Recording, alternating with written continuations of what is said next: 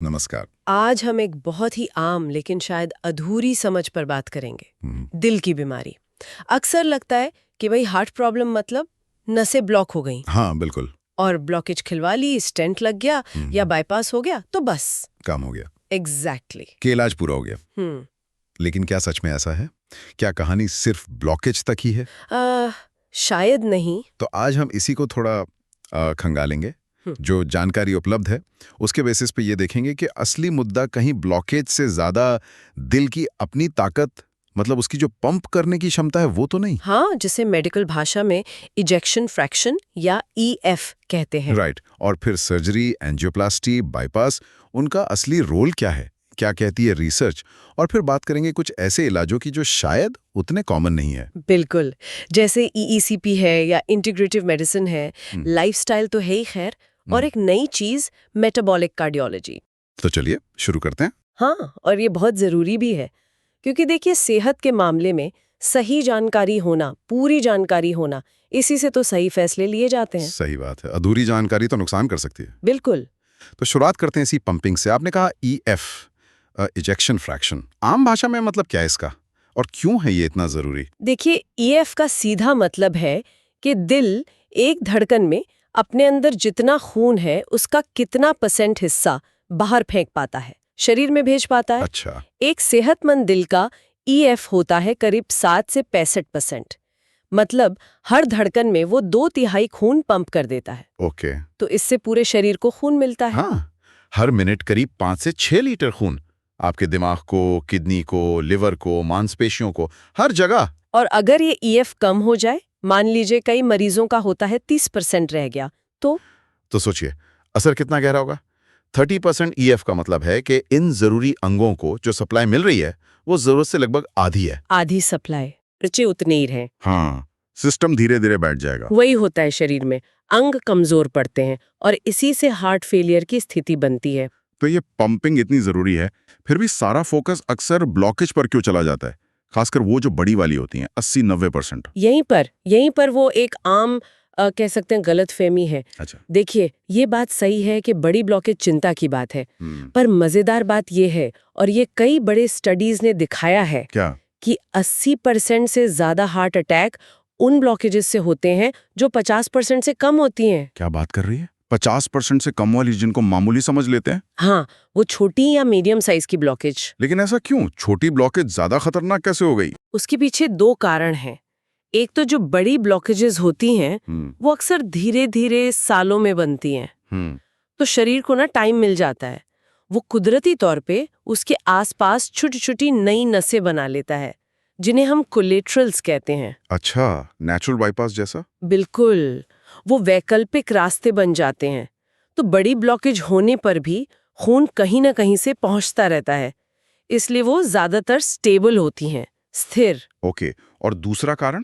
दूसरा और ज्यादा अहम कि असली खतरा होता है छोटी नई बनी सॉफ्ट ब्लॉकेज से, जिनमें अंदर सूजन होती है, इन्फ्लेमेशन। सूजन? हाँ, ये ब्लॉकेज अस्थिर होती हैं, अनस्टेबल, और किसी भी वजह से कोई तनाव हुआ या कोई और कारण ये फट सकती हैं। अच्छा। और जैसे ये फटती हैं वहां फौरन खून का थक्का, क्लॉट जम जाता है और वो नस को एकदम से ब्लॉक कर देता है, और यही है हार्ट अटैक। ओहो, तो ये सूजन बहुत खतरनाक है, इसका पता चल सकता है? हाँ बिल्कुल, एक बहुत जरूरी ब्लड टेस्ट है इसके लिए, HSCRP, high sensitivity C reactive protein. HSCRP? हाँ, अगर ये बढ़ा हुआ है तो ये एक सिग्नल है कि भाई नसों में सूजन है और छोटी ब्लॉकेज के फटने का खतरा ज्यादा है।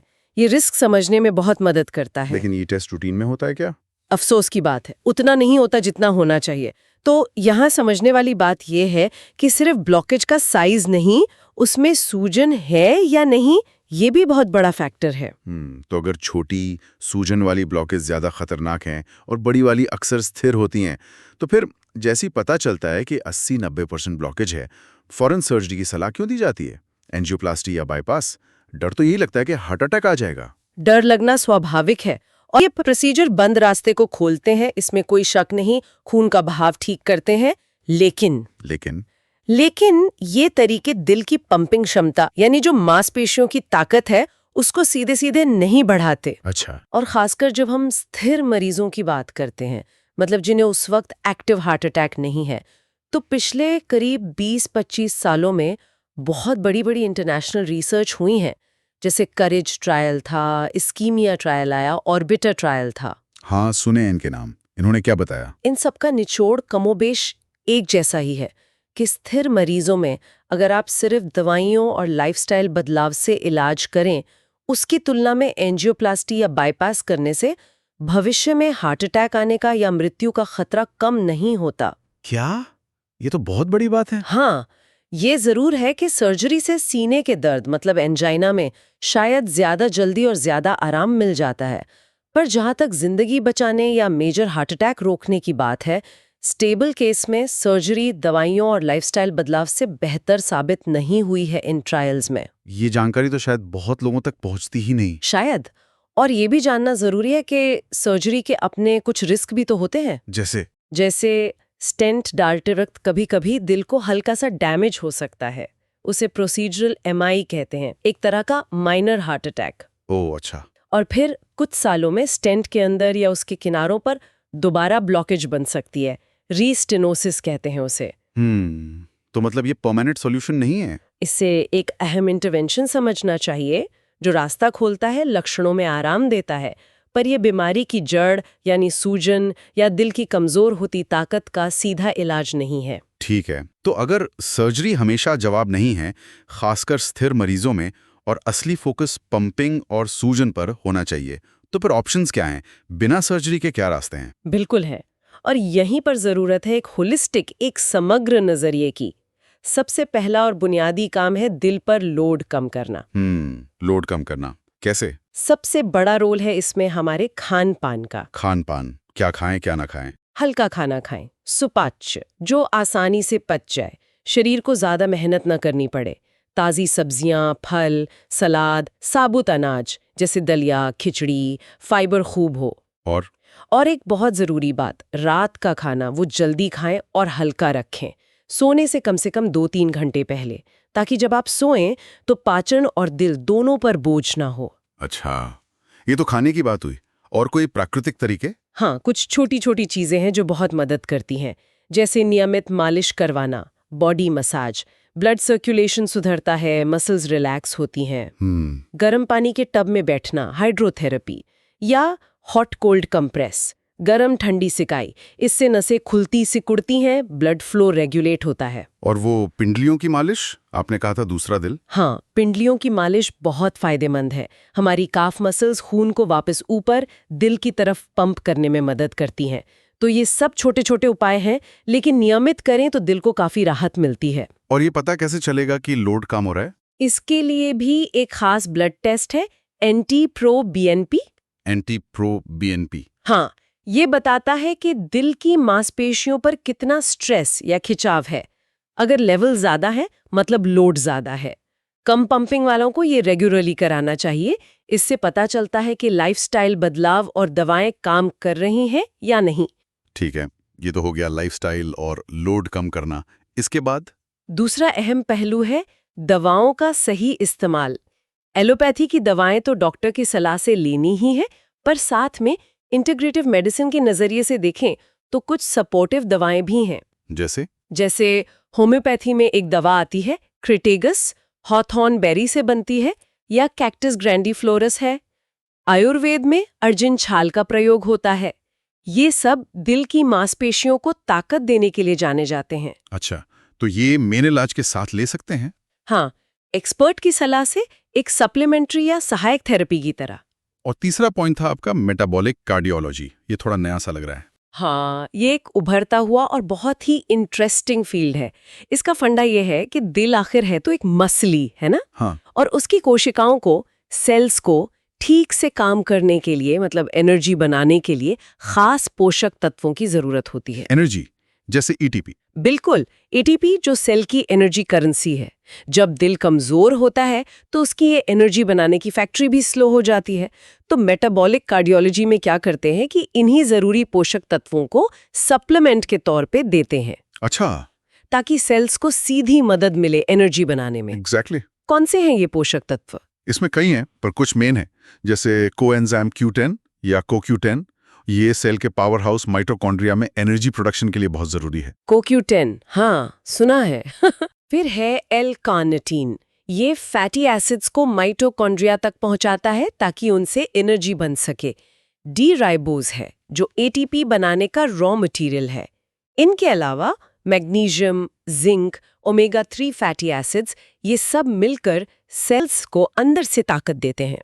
तो ये ऐसा हुआ जैसे गाड़ी के इंजन में सिर्फ पेट्रोल नहीं बल्कि सही एडिटिव्स भी डाल रहे हैं ताकि वो स्मूथ चले। बिल्कुल सही, परफेक्ट एनालॉजी है। ये तो हुई अंदरूनी मदद।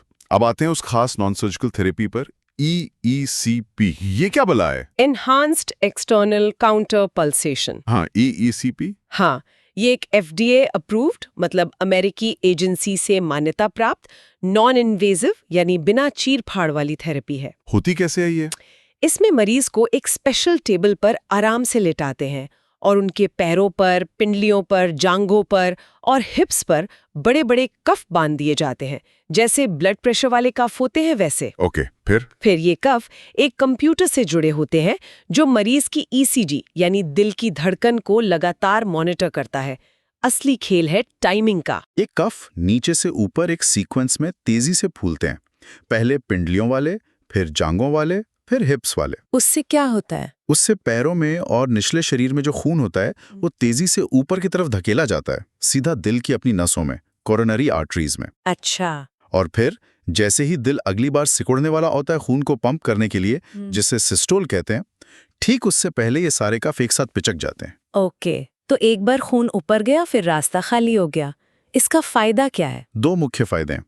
पहला, जब कफ फूले और खून ऊपर गया तो दिल की नसों में ब्लड फ्लो बढ़ गया। और ये कब हुआ? जब दिल आराम कर रहा था और उसे खुद खून की सबसे ज्यादा जरूरत थी। हाँ, ठीक है। दूसरा, जब दिल को सिकुड़कर खून पंप करना है तब कफ पिचक गए, तो शरीर में आगे का जो रेजिस्टेंस है, रुकावट है, वो कम हो गई, तो दिल को कम जोर लगाना पड़ा खून फेंकने में। अच्छा, तो ये तो एक तरह से दिल की बाहरी मदद हो गई, हर धड़कन के साथ। बिल्कुल, एक्सटर्नल असिस्ट कह सकते हैं, दिल के लिए एक तरह की पैसिव कसरत। इसका असर क्या होता है फिर शरीर पर लॉन्ग टर्म में? असर बहुत गहरा है। ये जो खून का प्रेशर बनता है ना, कफ के फूलने से, ये नसों की अंदरूनी परत एंडोथेलियम पर एक तरह का खिंचाव डालता है, शियर स्ट्रेस। हाँ, और ये स्ट्रेस शरीर के लिए सिग्नल होता है। ये शरीर को उकसाता है कि वो नई खून की नसें बनाए, कोलैटरल्स, खासकर दिल के उन हिस्सों में जहां पुरानी ब्लॉकेज की वजह से खून कम पहुंच रहा है। अरे वाह, मतलब ये शरीर को खुद ही बाईपास बनाने में मदद करती है। बिल्कुल, इसीलिए इसको कई बार नेचुरल बाईपास भी कहते हैं। कमाल है। और कुछ? हाँ, ये शियर स्ट्रेस एक और बहुत जरूरी केमिकल का प्रोडक्शन बढ़ाता है, नाइट्रिक ऑक्साइड। नाइट्रिक ऑक्साइड, ये तो सुना है बहुत इंपॉर्टेंट है। बहुत ज्यादा। हाँ। ये नसों को फैलाता है, उन्हें लचीला रखता है, खून को पतला रखने में मदद करता है, सूजन कम करता है, मतलब एंडोथेलियम का फंक्शन सुधारता है, जो पूरे हार्ट और वैस्कुलर सिस्टम के लिए क्रिटिकल है। तो इन सब का नतीजा पंपिंग पे क्या पड़ता है? ईएफ कितना बढ़ सकता है? नतीजा काफी अच्छा हो सकता है, क्योंकि दिल की मसल्स को खून बेहतर मिल रहा है, नाइट्रिक ऑक्साइड बढ़ रहा है, तो उनकी ताकत सुधरती है। मरीज की शुरुआती कंडीशन पर निर्भर करता है, पर एक पूरे कोर्स के बाद, जो करीब 35 घंटे का होता है, ईएफ में 5% से लेकर 35% तक का इंप्रूवमेंट देखा गया है। 35% तक? हाँ, ये तो बहुत बड़ा सुधार है उनके लिए जिनकी पंपिंग बहुत कम है। हाँ, ये उनके लिए लाइफ चेंजिंग हो सकता है। क्या इसका फायदा सिर्फ दिल तक ही रहता है या शरीर में और कहीं भी असर होता है? ये एक और मजेदार बात है EECP की, क्योंकि ये पूरे शरीर में ब्लड फ्लो बेहतर कर रहा है, तो फायदा दूसरे अंगों को भी मिलता है। जैसे? रिसर्च बताती है कि EECP के दौरान ब्रेन में ब्लड फ्लो करीब 20-25% बढ़ जाता है। ब्रेन में भी? हाँ, किडनी में भी लगभग इतना ही, 20-25%, और पेट के निचले हिस्से में, पेल्विक एरिया में और जेनाइटल्स में, वहां तो ब्लड फ्लो 140 से 144% तक बढ़ने के सबूत हैं। क्या? 144%? इसका क्या मतलब हो मरीज के लिए? इसका प्रैक्टिकल फायदा दिखता है। ब्रेन में फ्लो बढ़ने से याददाश्त, कंसंट्रेशन सुधर सकता है, चक्कर कम हो सकते हैं, किडनी फंक्शन बेहतर हो सकता है, क्रिएटिनिन कम हो सकता है, डायलिसिस की जरूरत टल सकती है या कम हो सकती है, पाचन सुधर सकता है। और वो पेल्विक एरिया वाला? हाँ, उसका सीधा असर पुरुषों में इरेक्टाइल डिस्फंक्शन यानी ED पर देखा गया है। उसमें काफी सुधार आता है क्योंकि ब्लड फ्लो इतना बढ़ जाता है। और ईडी अक्सर दिल की बीमारी से जुड़ा होता है। अरे वाह, मतलब एक थेरेपी और फायदे अनेक। दिल, दिमाग, किडनी, पाचन, ईडी, सब में सुधार। और ब्लड प्रेशर, डायबिटीज का भी कुछ कहा था आपने? सेंसिटिविटी को भी करीब 21% तक बढ़ा सकता है। अच्छा, मतलब शरीर इंसुलिन का बेहतर इस्तेमाल कर पाता है, तो डायबिटीज वालों के लिए ये एक एडेड बेनिफिट है। तो अगर ईसीपी को वो मेटाबॉलिक वाले न्यूट्रिएंट्स CoQ10, L-कार्निटीन वगैरह के साथ मिला दें तो असर और बढ़ेगा। बिल्कुल, ये बहुत ही पावरफुल कॉम्बिनेशन बनता है। आप इसे 1 + 1 = 11 समझ सकती हैं। 1 + 1 = 11? हाँ, देखिए, ईसीपी बाहर से मैकेनिकल सपोर्ट दे रहा है, ब्लड फ्लो सुधार रहा है, नई नसें बनवा रहा है, और वो न्यूट्रिएंट्स अंदर से सेलुलर लेवल पर एनर्जी और पोषण दे रहे हैं। जब दोनों साथ मिलते हैं तो पंपिंग में सुधार ज्यादा तेजी से, ज्यादा मात्रा में और ज्यादा टिकाऊ होने की उम्मीद बढ़ जाती है। ये सब सुन के तो लगता है कि ये काफी फायदेमंद हो सकता है। तो ये किन लोगों के लिए है और कब करवानी चाहिए? एक्सपर्ट्स मानते हैं, और जो डेटा है उसके हिसाब से, अगर किसी का EF 45% से कम हो गया है तो उन्हें EECP के बारे में जरूर सोचना चाहिए। 45% से कम? हाँ, और जितनी जल्दी शुरू करें उतना अच्छा। ज्यादा इंतजार करने से जब EF 15-20% ही रह जाता है, तब तक दिल काफी डैमेज हो चुका होता है, तो सुधार की गुंजाइश कम हो जाती है। तो हार्ट फेलियर वाले मरीज? हाँ, हार्ट फेलियर वाले मरीज जिन्हें एंजाइना यानी सीने में दर्द रहता है और दवाओं से पूरा आराम नहीं है, डायबिटीज के साथ हार्ट प्रॉब्लम वाले मरीज, और जैसा हमने कहा ईडी वाले मरीज, इनके लिए ये खासतौर पर फायदेमंद है। और कोई ऐसी कंडीशन भी है जब ये नहीं करवानी चाहिए? हाँ, कुछ कॉन्ट्राइंडिकेशंस हैं, जैसे अगर हार्ट के वॉल्व की बहुत सीरियस प्रॉब्लम है, या पैरों की नसों में एक्टिव ब्लड क्लॉट है, डीवीटी, या बीपी बहुत ही अनकंट्रोल्ड है। डॉक्टर पूरी जांच करके ही फैसला लेते हैं। ठीक है। और ये कोर्स कितने टाइम का होता है? स्टैंडर्ड प्रोटोकॉल 35 घंटे का है। रोज 1 घंटे का सेशन होता है, हफ्ते में 5 या 6 दिन, तो करीब 6-7 हफ्ते लगते हैं। ओके। मरीज आराम से लेटकर करवा सकता है इसे? हाँ, बिल्कुल। लेटकर म्यूजिक सुन सकते हैं, टीवी देख सकते हैं, कोई दर्द नहीं होता। ये सब तो ठीक है, लेकिन एक सबसे बड़ा सवाल मेरे मन में आ रहा है। मान लीजिए EECP से, मेटाबॉलिक सपोर्ट से पंपिंग सुधर गई। हाँ, अब उसे मेंटेन कैसे करें? कहीं ऐसा ना हो कि कुछ टाइम बाद वापस वहीं पहुंच गए? आपने बिल्कुल नस पर हाथ रखा है। ये शायद सबसे मुश्किल पर सबसे जरूरी हिस्सा है।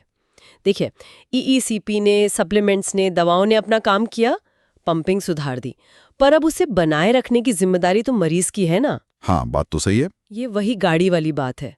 आपने टॉप क्लास सर्विसिंग करा ली, पर अगर आप उसे फिर गड्ढों में दौड़ाएंगे, ओवरलोड करेंगे, टाइम पे सर्विस नहीं कराएंगे, तो क्या होगा? फिर खराब हो जाएगी। बिल्कुल, तो मेंटेनेंस बहुत जरूरी है। मेंटेनेंस में क्या क्या आता है? नियमित हल्की एक्सरसाइज जैसा डॉक्टर बताएं, सही खान पान, नमक कम, तेल कम, फाइबर ज्यादा, टाइम पर खाना, वजन कंट्रोल, स्ट्रेस मैनेजमेंट, योग, मेडिटेशन। और दवाएं? हाँ, डॉक्टर ने जो दवाएं दी हैं उन्हें नियमित रूप से सही डोज में लेते रहना, और सबसे जरूरी रेगुलर फॉलोअप। डॉक्टर से मिलते रहना, टाइम पे जांचें कराना, जैसे एको से EF चेक कराना, NT-proBNP कराना, ताकि अगर गिरावट शुरू हो तो वक्त रहते पता चल जाए। इसमें सबसे बड़ी मुश्किल क्या आती है प्रैक्टिस में? सबसे बड़ी मुश्किल आती है मरीज के रवैये में। जैसे ही उन्हें थोड़ा आराम मिलता है, दर्द कम होता है, सांस कम फूलती है, उन्हें लगता है बस अब मैं ठीक हो गया। हाँ, होता है ऐसा। और वो धीरे धीरे ढीले पड़ जाते हैं, पुरानी आदतें वापस आ जाती हैं, खान पान बिगड़ जाता है, एक्सरसाइज छूट जाती है, दवाएं कभी ली कभी नहीं ली, नतीजा कुछ महीनों या सालों में पंपिंग फिर गिरने लगती है। तो ये समझना बहुत जरूरी है कि ये एक लाइफ लॉन्ग कमिटमेंट है। सेहत एक लगातार चलने वाला प्रोसेस है। सुधार को बनाए रखने के लिए लगातार कोशिश करनी पड़ेगी। तो आज की इस पूरी बातचीत का अगर सार निकालें तो कुछ मोटी-मोटी बातें सामने आती हैं। पहली, कि दिल की बीमारी सिर्फ ब्लॉकेज नहीं है। दिल की पंपिंग पावर, EF और शरीर में सूजन, इन्फ्लेमेशन, ये शायद ज्यादा बड़े मुद्दे हैं। बिल्कुल। दूसरी बात, सर्जरी, चाहे एंजियोप्लास्टी हो या बाईपास, अपनी जगह जरूरी हो सकती है, लेकिन खासकर स्टेबल मरीजों में ये हमेशा मौत या हार्ट अटैक रोकने का एकमात्र या बेस्ट तरीका नहीं है, जैसा बड़ी रिसर्च बताती है। लक्षणों में आराम जरूर देती है। सही कहा। और तीसरी और सबसे पॉजिटिव बात कि हमारे पास कई असरदार नॉन सर्जिकल तरीके भी हैं, लाइफस्टाइल तो खैर फाउंडेशन है। फिर मेटाबॉलिक कार्डियोलॉजी से हम सेल्स को अंदर से ताकत दे सकते हैं, और EECP जैसी थेरेपी है जो बाहर से मदद करके ब्लड फ्लो और पंपिंग सुधार सकती है, और उसके फायदे पूरे शरीर को मिलते हैं। हाँ, ये एक ज्यादा होलिस्टिक अप्रोच लगती है, सिर्फ प्रॉब्लम फिक्सिंग नहीं बल्कि बॉडी को हील करने वाली। एग्जैक्टली। तो इस सारी जानकारी के बाद शायद मरीजों और उनके परिवारों को ये सोचना चाहिए कि क्या उन्हें सिर्फ एक ही ऑप्शन जैसे सर्जरी पे टिके रहना है, या अपने डॉक्टर के साथ बैठकर सारे ऑप्शंस पर बात करनी चाहिए। दवाएं, लाइफस्टाइल, मेटाबॉलिक सपोर्ट, EECP, इन सब पर। हाँ, ताकि वो अपने लिए एक पर्सनलाइज्ड, एक सबसे सही इलाज का रास्ता चुन सकें। बिल्कुल, ये सवाल शायद उन्हें आगे की दिशा दे सकता है। आज इस बहुत ही अहम और गहरी जानकारी के लिए आपका बहुत बहुत शुक्रिया। शुक्रिया।